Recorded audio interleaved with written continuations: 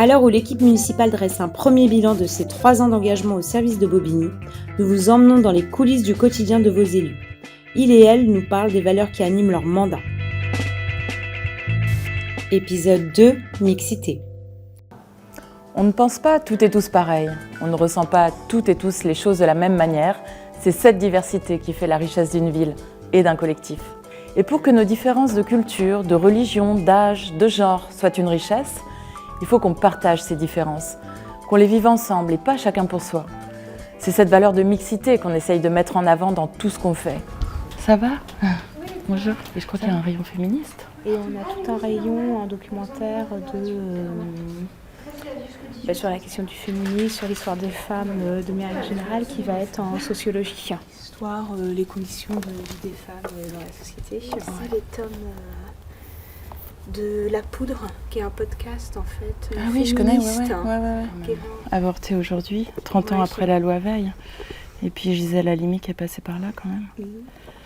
Mais cette femme, c'est assez sympa. C'est en fait un projet photographique en fait réunion où en fait c'est que des assemblées. Oui, où dedans il y a une seule femme. Il y a juste une seule femme. Oui. Et elle, c'est une athlète qu'on a essayé d'empêcher de courir, il me semble. Oui. Ouais. Et cette photo témoigne de ça. Les hommes étaient outrés.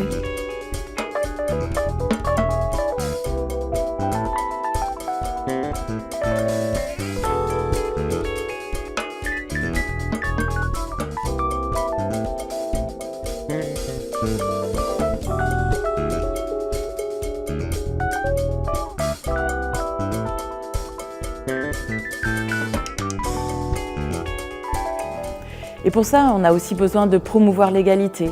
J'ai bien sûr en tête l'égalité entre les femmes et les hommes. Notre société ne sera pas complète si on laisse les inégalités de genre proliférer ou même nous diviser. Au contraire, on multiplie les actions. C'est la mission à l'égalité femmes-hommes, c'est la création de l'Observatoire contre les violences faites aux femmes. Ce sont toutes les mesures concrètes que nous prenons pour lever les obstacles à la participation des femmes à la vie publique, à la vie culturelle, à la vie sportive ou sociale. Et puis, derrière cette idée de mixité, il y a la valorisation de nos cultures à la rencontre des cultures. Quelle richesse on a à Bobigny. Il y a les ateliers d'artistes qu'on ouvre dans la ville. Il y a le retour d'une vraie saison culturelle, à l'image de ce que nous sommes, ici à Bobigny. On est dans la rue Leïla Zana. C'est une rue, je ne pense pas qu'il y en ait tant que ça, qui porte le nom en plus d'une femme assez incroyable qui a été la première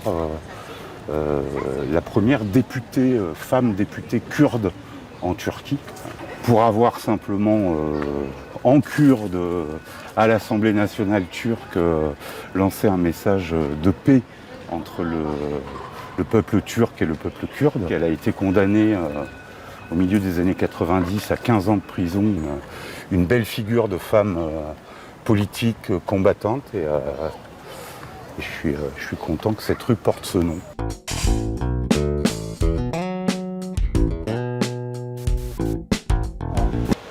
La mixité, on a tendance à croire ou des fois à penser qu'on souhaite un renouvellement donc de personnes, que c'est tout le contraire. Voilà.